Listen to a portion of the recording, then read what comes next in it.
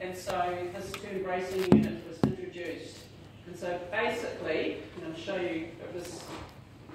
Here's the sort of test laboratory where they came up with these terms, testing them. But the idea is that 100 bracing units is the capacity that's assigned to a 2.4 square of plasterboard. So something like this here, 2.4, 2.4. And so they've applied a whole lot of stress to it. Sorry, I keep going the wrong way. And really what it comes is that 1 kilonewton of force is equivalent to 20 bracing units. That's all you need to know from this. Okay, but just so you've got an understanding of where it comes from, it's not just a figure that someone's sort of plucked out of the sky. It actually has become about through scientific testing. So, in NZS 3604, which is our means of complying with Clause B1 of the Building Code, we have sections on that, on bracing. So for the purposes of what you're looking at today, in 3604, you will be needing to read Section 5 on bracing design and Section 8 on walls, which we've already touched on when you've been looking at sizing wall studs, trimmers, lintels, all that kind of thing. And so what we're going to do is we're going to go through the process of calculating the bracing requirements for a small building. Once again, when you're going to be asked to do that in the exam, you will be given the appropriate tables that you need. So you're not going to have to be trawling through a document looking for the right one. It's going to be given to you. So when we get to bracing design,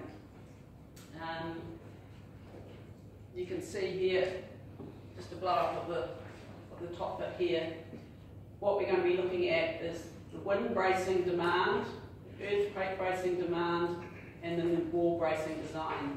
We're not covering these two areas here, but when you're out in practice, that is what you will need to be doing.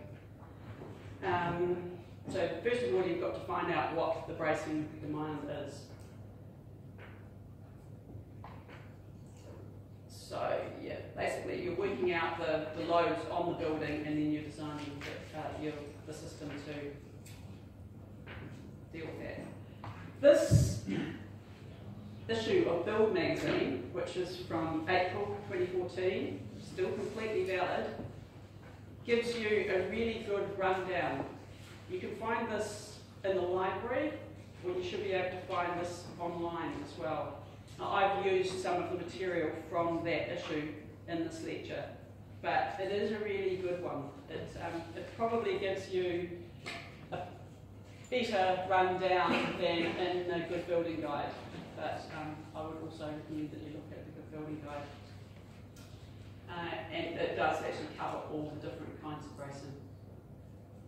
So the first thing that you need to know, you need certain information. First of all, you need to know whether your building is actually within the scope of 3604, so no more than 2 stories high and no higher than 10 metres.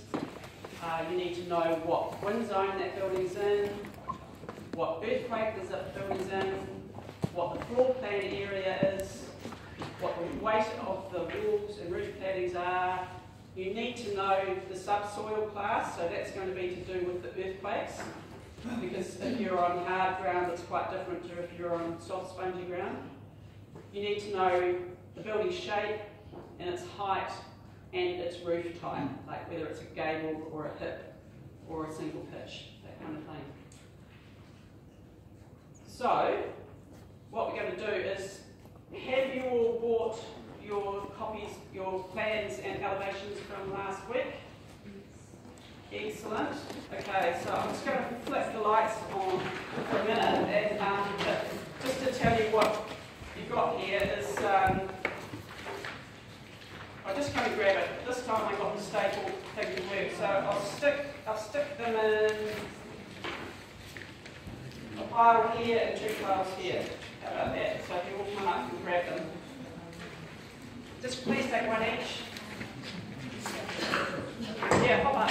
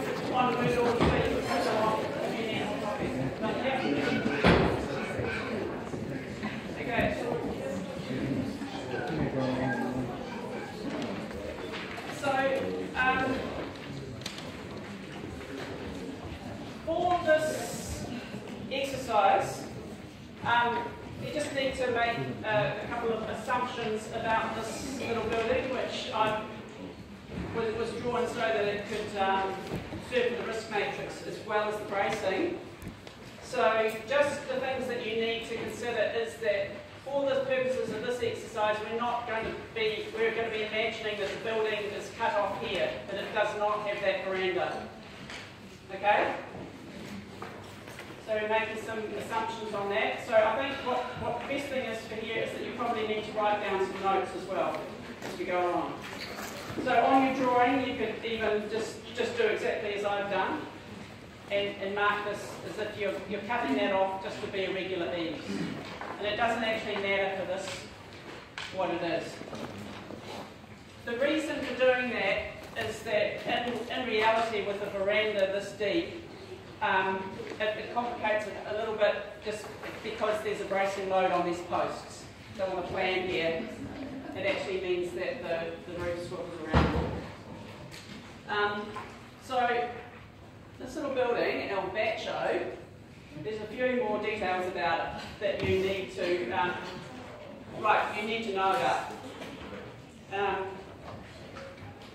The names to acknowledge all those Latin American people in the room.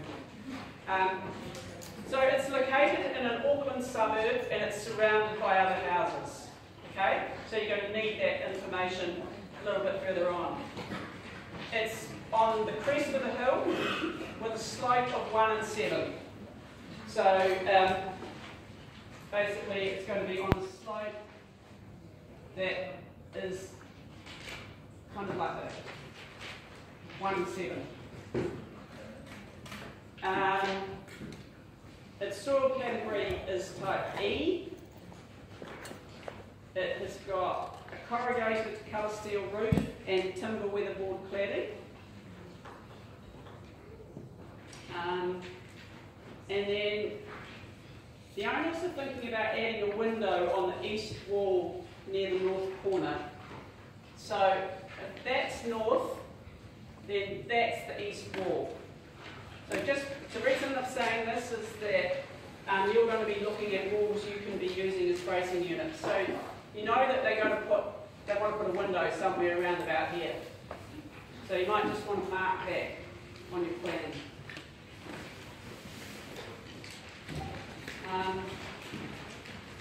Everybody got that? Sorry?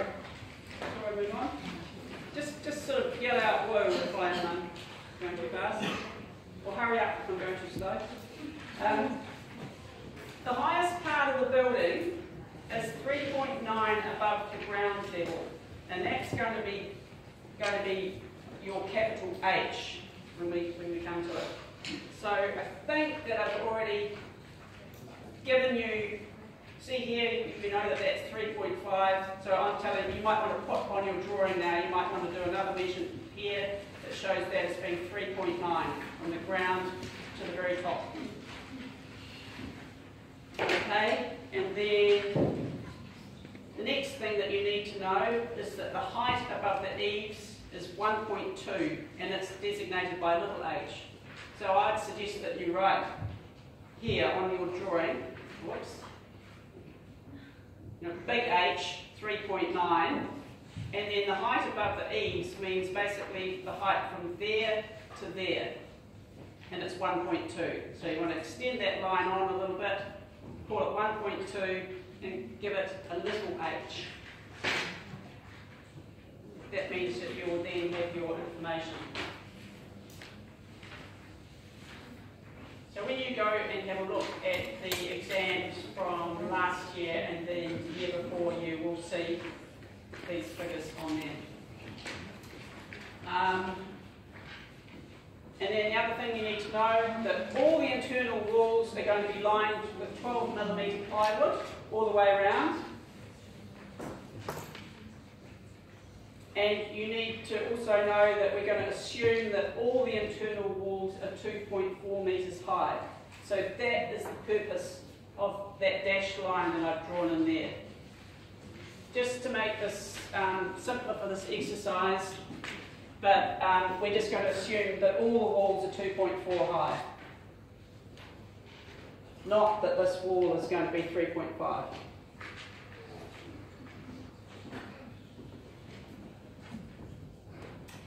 Okay, has everybody got that sort of information down? Can you go back to the slide where it has all the stuff? Okay.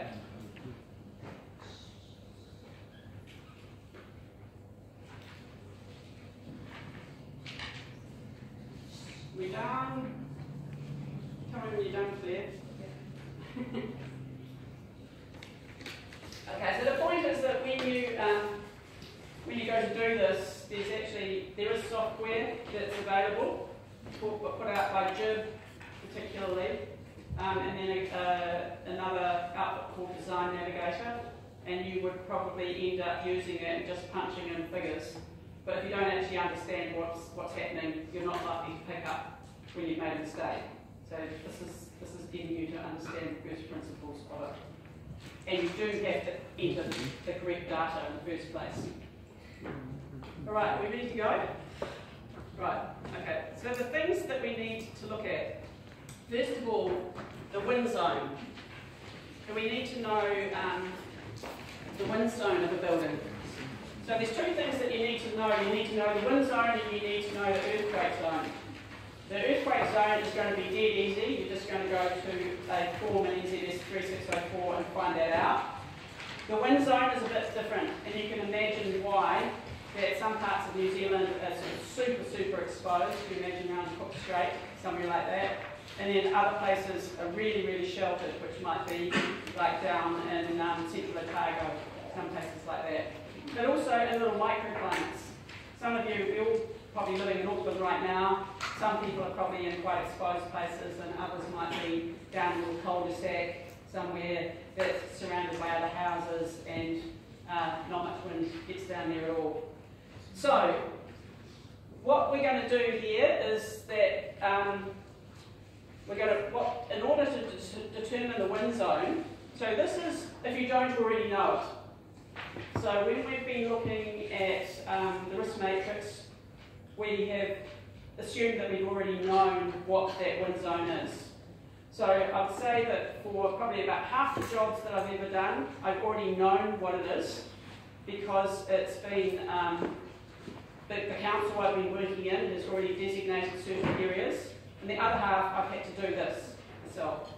So you're not going to be examined on it, but you do need to know how you do it. So the first thing that you need to do is you need to determine the wind region. Then you need to determine if it's in a lee zone,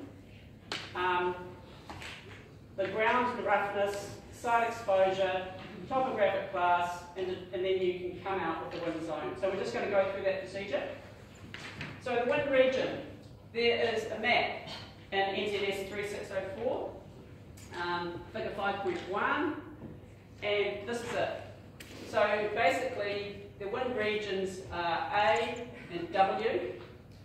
So A, as you can see, is most of New Zealand, and W is just these kind of super places like the Marlborough Sounds and in Wellington. And then this is the lee zone.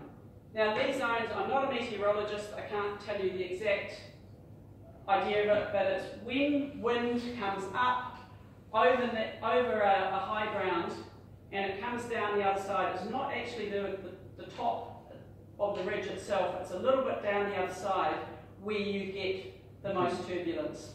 Wind comes over the top and rolls, and that's where you get sort of quite catastrophic winds. Okay, so in the information that I gave up before, what wind zone, what wind region, sorry, do you think we're in? A, yeah, okay. So we're in A, and we're not in a lee zone. So that's easy. Next thing we're going to look at is ground roughness and exposure. So if we just flick back to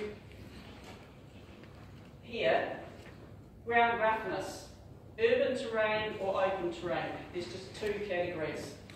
And then site exposure, sheltered or exposed. Okay, so we're going to be picking two of those things. So here, ground roughness. Urban, correct. Exposure. What did it say in those things? Said it was surrounded by the houses. So it's correct. Yeah. So urban and sheltered. So if you're a house, let's say this house is somewhere in here, you're sheltered, you're surrounded by other houses. If you're a house on your own, out in the paddock, then you will be exposed. All right. So here, we've answered all these four, and now we need to know the topographic class. And in that case, we know it's going from gentle to steep. So this is the bit where it gets just a little bit more complicated. So first of all, if you look at that, it's going to work for me.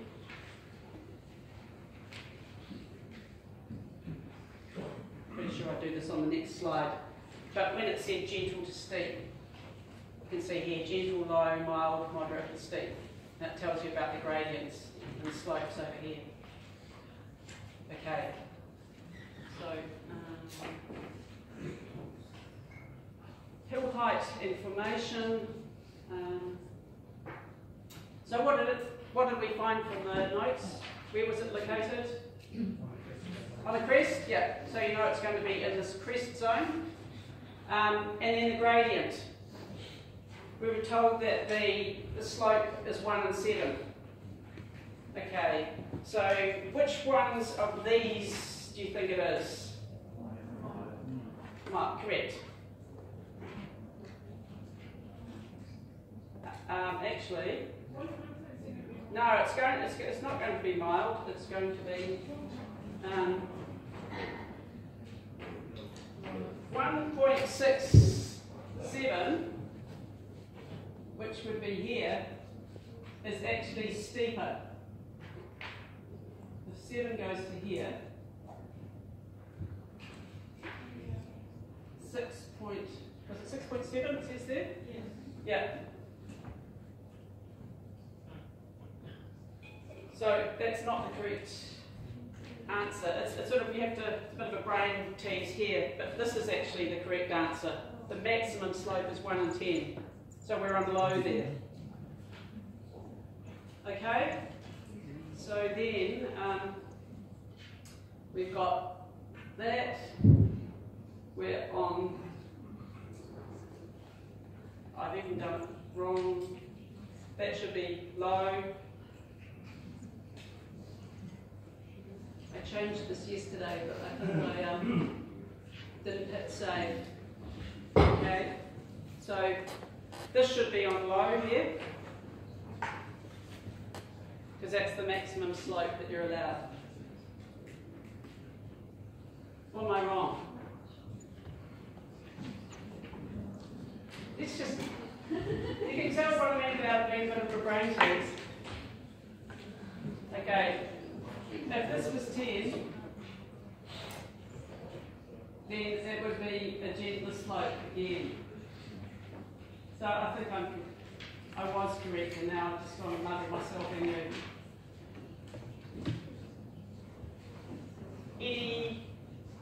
So if the maximum slope is 1 in 10, then we're higher than that, aren't we? So our maximum slope is 1.7. So I'm just illustrating how this does your head in. Okay, so what's up here is correct. What do you think? Adam, what do you think?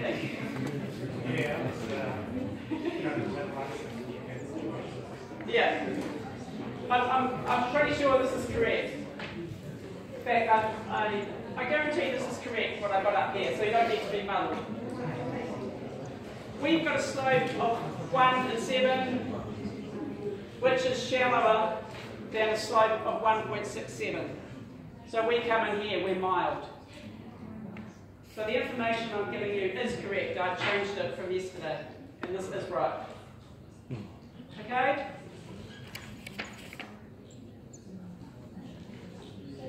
Any dissension? Okay. So the topography, we know that we're on the crest. The exposure is sheltered. So now we're trying to find out topographic class. So did you just write those things down, sorry? So we know we're on the crest. We know that we're on mild. Side exposure is sheltered. So we come in here. We know we're on mild, crest, and that is going to give us our topographic class, which is T3. Okay?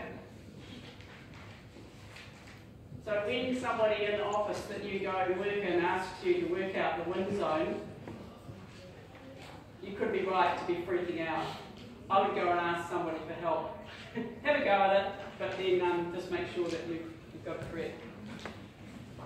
Okay, so we now have the topographic class, which is going to be gentle to steep. So when we go onto this here, we're on T3. We know we're sheltered, we're urban, the region is A. So this is going to tell us what our exposure is. What's the answer? Correct. Wind zone is high. Okay. So it's really nice when somebody can already tell you that. So it is always worth asking the council, particularly if you are in a sort of more remote area. Now I'll tell you what it is. Okay. Now we've got that information. The next thing that we're going to move on to is just looking at the earthquake zone. Then this next bit's dead easy. And look, I just reiterate, you will not be asked to find a wind zone in the exam. Okay? I just want you to know how complicated it is. Okay? Thank you.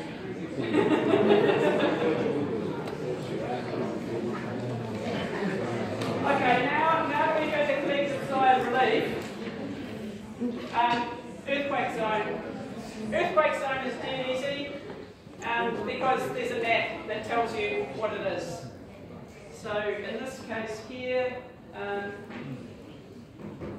Auckland, we're over here. It's too fuzzy to see, but we are actually in zone 1. Yeah, that says zone 1. So zone 1, 2, 3. So, I mean, not all of you are going to end up working in Auckland, you're going to work in other places, and you don't have to go far out of Auckland before your situation actually changes quite distinctly. Okay, so let's return to our little building. What I'm going to do is just sort of get so far with this, and then we'll stop and can I just ask you to be quiet? I feel like I need to shout even with this mic on. Okay, so first up, go to our little building and we've got to work out what the bracing demand is on the building. Oops. So this is a really good little booklet. In fact, that's the pages that I have copied out to you. Just don't include the cover page. But that is from the brand's website, and it's this is how you find it, should you want to do it yourself.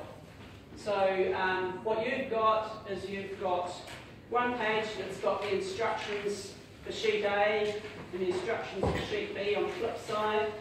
And then you've got sheet A and you've got sheet B, and that's what we're actually going to be filling in. So if you, can everybody read, or should I just try?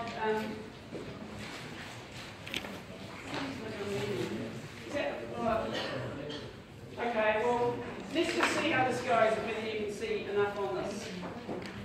So first of all, you want to start with box 1. And so you go to the instructions for sheet A. So this is really telling you where you have to say where the location is of the story that you're looking at. And put a circle around it. So what's the answer? You've got options. You've got foundation, single story or upper story, lower story. Anyone got an answer for me? Did someone say? Single story, yeah. Okay, so put a circle around single story.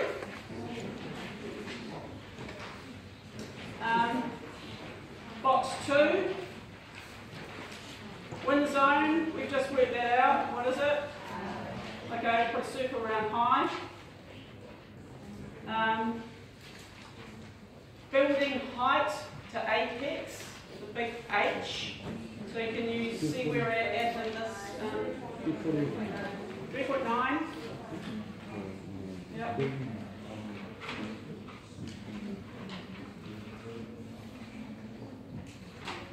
Yeah, so you're going to be writing 3.9 in here. And then the roof height above the eaves, the little h. 1.2. Yep, 1.2. And then we've got that information, and then now what we're trying to find out is the wind load across the building and the wind load along the building. So this page now is from, I'll just flip this off for a minute. We'll just go up and down. This is from 3604, direction of wind and braced walls. So when you're looking at the wind across a building, when it's a little gable like this, it's the wind that goes across the ridge. You're looking at that load. And then for the wind along, you're looking along the ridge. When you've got a monopitch building like we have here, it's the same thing. The wind across goes across the ridge, and along goes along the ridge. What you do is, with a monopitched building, and this is often a trick question and has been in exams, that when it's monopitched, you take the higher of the two and you use that load for both along and across. And this example is going to show you exactly what that means. So just while we've got this little diagram here, when you've got the wind going across the ridge, it's like, imagine the wind hitting here, it's that wall there and the one on the other side that are going to be resisting that force. It might be hitting that wall, but it's those two that are going to provide you with the bracing. Likewise, when it's the wind along the ridge, it's the walls here that are going to be resisting it. So we'll get that in a minute. Okay. So this table here in 3604 is what gives you the bracing demand for a particular building. So I've just got a little zoom in of it here. So when you do actually look at this, the first thing that you need to do is go down the first column, and in that column there you're looking for the overall height of the building. In our case it is 3.9. Right, so we go into this zone here.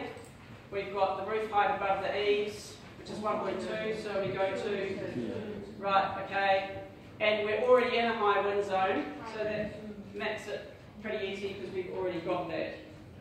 Okay, so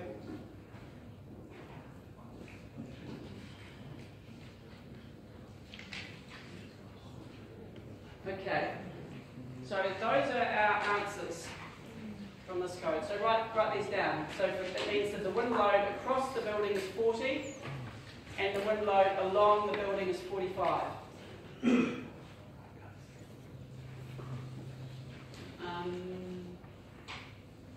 this the time when I should do that? So basically, but what actually is the answer going to be? Well, what's the wind load across going to be? Any advances on 40? Yep, correct. It will be 45. Because in this case, even though it says 40 there, because it's a mono-pitched roof, back on here, shall be used for both directions for mono-pitched roofs there. So it's the higher of the two, the wind load across or the wind load along. So it's because we've got this shaped building, we haven't got a gable, we've got a monopitch. Okay, so that means that the answer for both these, wind across and wind along, is 45. So make sure you understand that. It only happens for a monopitched roof.